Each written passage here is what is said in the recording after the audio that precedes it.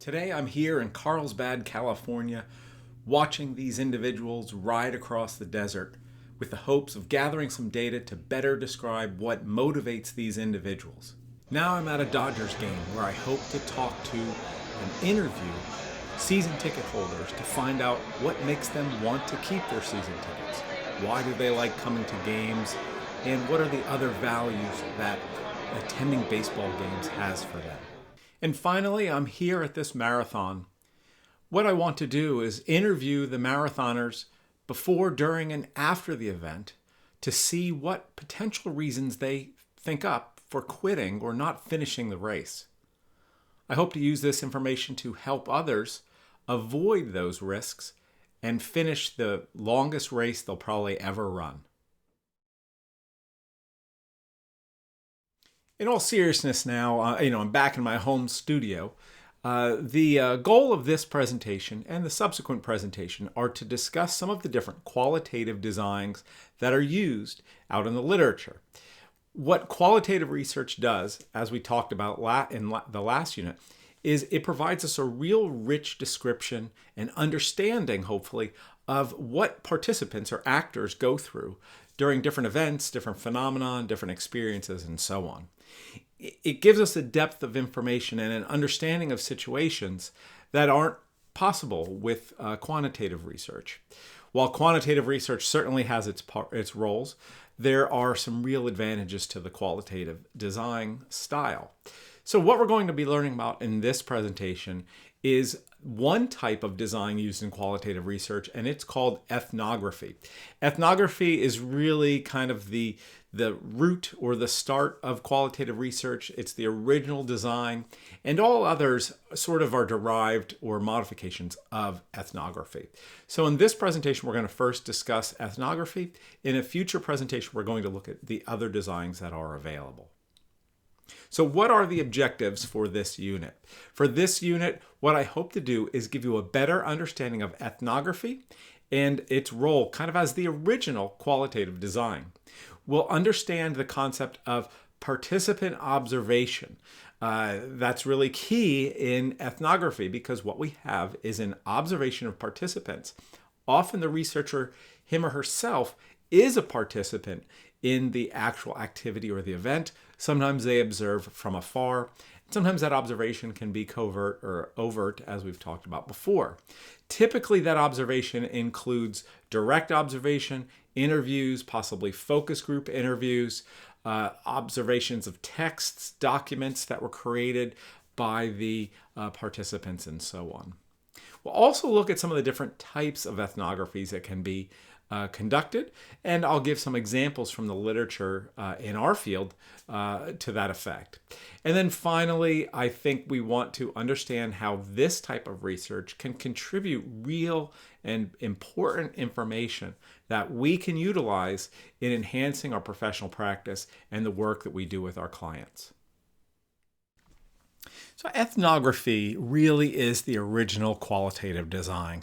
It's what researchers have been doing for centuries in an attempt to describe and understand different cultures, different ethnicities, and so on. The roots of this type of data collection really is from the 20th century, where they've looked at, again, cultural anthropology, attempts to describe exotic cultures. When a new group of people were discovered in different places, researchers would go in and attempt to describe these cultures by interviewing members of this society, observing this society, and attempting to have a better understanding of how they behaved, how they acted, and why they acted in different ways. This original kind of understanding of cultures, these ethnographic studies, have evolved over time to allow for studying wide ranges of populations. In our field, we often see ethnographic studies and ethnographic case studies looking at subgroups within the fitness and wellness field, maybe a particular group of athletes. One study that I am sharing with you in these units is looking at Manchester United Football Club and some of the internal characteristics of that society that have allowed it to be successful. Another study that we're going to read is looking at CrossFitters. They tend to be kind of a population that shares some similarities. They certainly love to do these crazy competitions. And again, to better understand the motivations of the participants, why they're doing it, why they enjoy it, is really useful to us when we're trying to get people to adhere to exercise programs and so on. So ethnography really is a kind of a neat field, and I do enjoy reading these types of studies because you learn about different people from their perspective, which really kind of opens your eyes and broadens your understanding of the other people we know and work with, and again, attempting to understand one another, I think really benefits society as a whole. So ethnography, let's talk a little bit about the history of ethnographic studies. It comes from the Greek word that means writing of culture. And that's really what it started as, is an attempt to describe different cultures and how they worked, how they went through their daily life, and so on. Culture is a word that often means different things to different people. But again, one way to think of it is as a way of life. So when you describe the culture of CrossFitters, it explains what the way of life is for the person that engages in CrossFit in the CrossFit gym. So again, that's really often what we're trying to do. It's nothing more than that. It's just trying to describe again, what a person in that population does, why they do it, what are their feelings during it, what are their emotional reactions, and so on. More complex definitions of culture certainly are out there, and they often include, things like what are the customs, the arts, the social institutions, the achievements of a particular nation, people, or other social group. So again, we often see these studies looking at this range of different things when they're being examined. Ethnography typically examines the social structures, the patterns of behavior of the people within that population, and that are often passed from person to person or generation to generation. So example is the study that we're going to read related to CrossFit.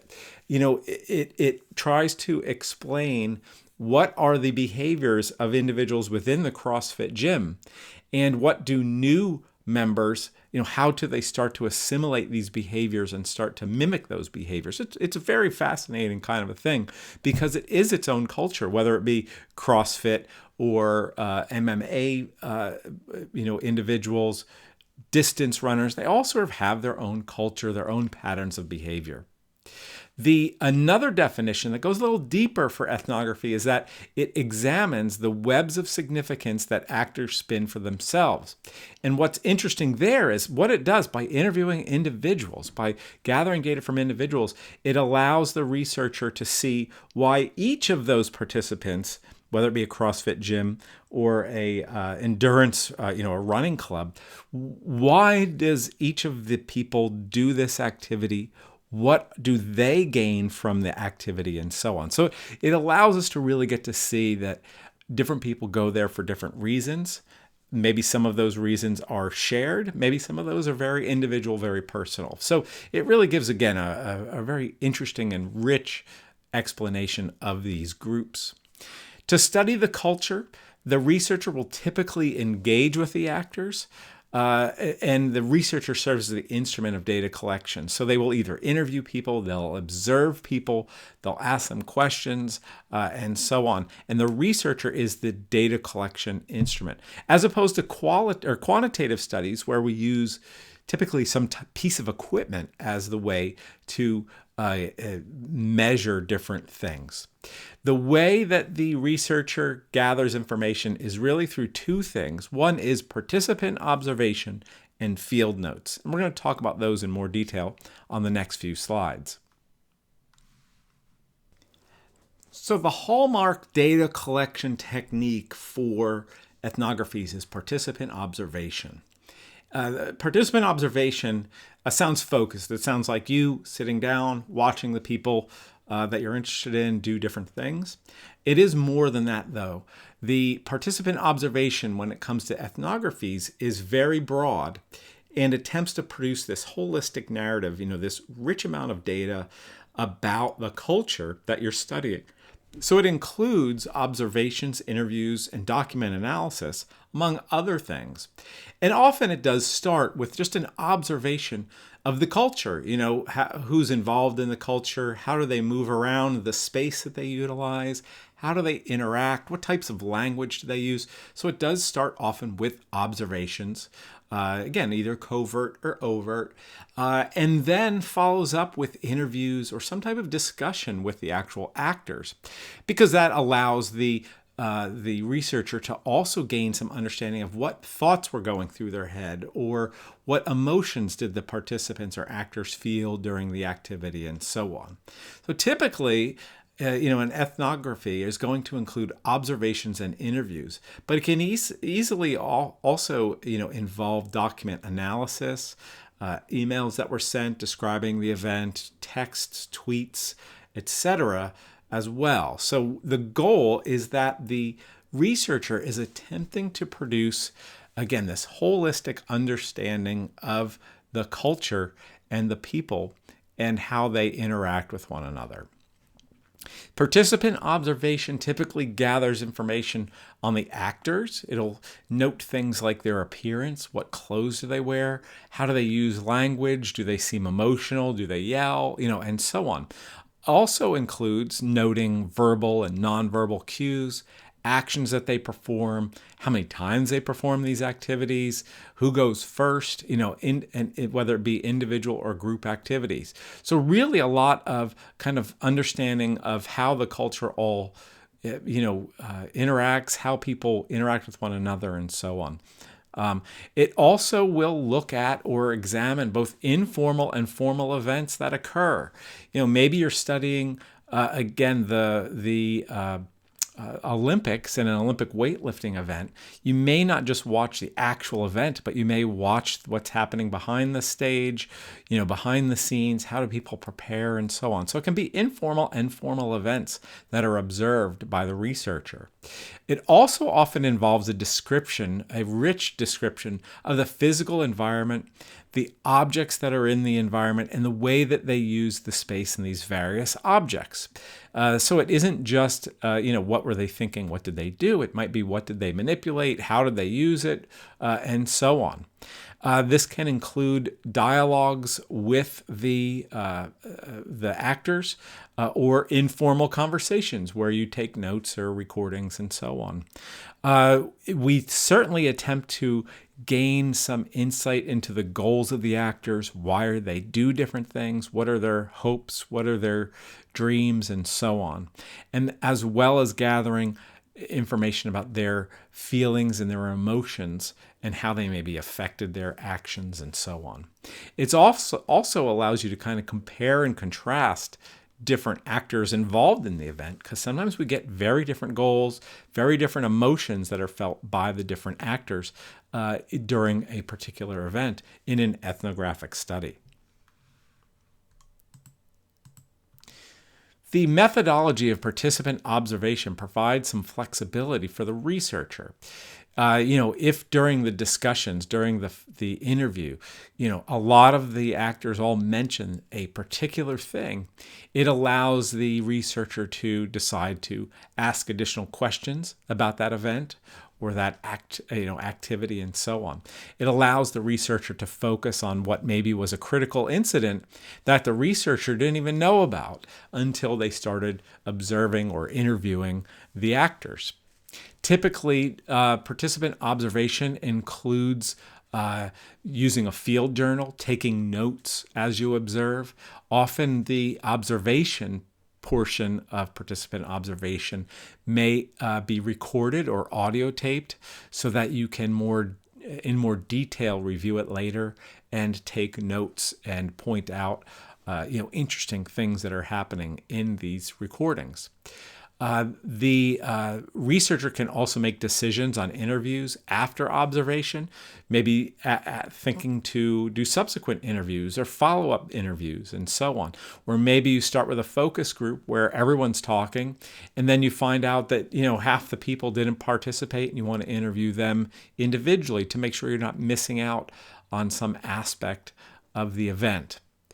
The observation can be unannounced, it can be covert, it can be planned, and so on. So there are a lot of different types of ways to observe and interact with the participants or the actors, as we mentioned in a previous presentation. Overt observation often is the best. So again, you could hide and kind of watch from a secret location, or you can observe overtly. Overt observation is often the best method, which maybe is contrary to what you would think, because especially if you are a participant, the one study we're going to read is a CrossFit gym, and the researcher goes to two gyms, one gym where he's a member, one where he's not, and he acts as if he's new to CrossFit. That covert observation does allow him to kind of see how he's treated as a newcomer to the gym, but it also runs the risk of really alienating him and losing the trust of the other gym members if they find out that he's faking it. It can result in resentful actors and therefore taint the data, or make interviews and so on even impossible.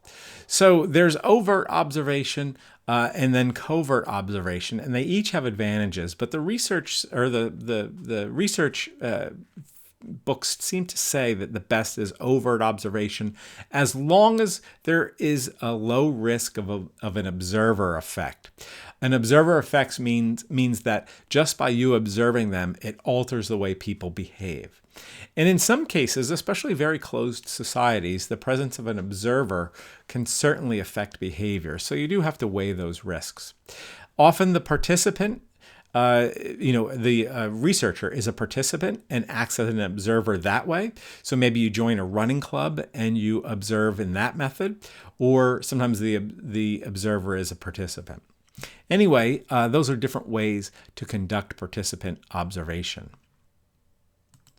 Field notes are frequently taken. So in addition to maybe doing recordings and so on, the field notes of a qualitative researcher often are extensive, and they include information like we've mentioned already, but they're typically very descriptive.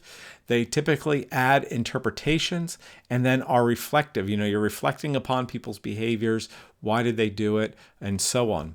These notes that are taken by qualitative researchers are very thick, meaning that they often have interpretation and reflection. But at times, they're also sometimes thin field notes, meaning that they just have the facts and specific direct observations. Care is taken by the researcher in ethnography to not make judgmental inclusions in these descriptive notes. The goal of an ethnography is to understand the culture from within, not necessarily put your own beliefs on top of that. So the researcher needs to be very careful in his or her observations, trying to avoid judgment and in their descriptions and so on. Now we're going to talk about how these studies are interpreted, or we did in a previous presentation. After the fact, we may apply some frames of reference and some judgments, but we don't want to do that when we actually are gathering the data.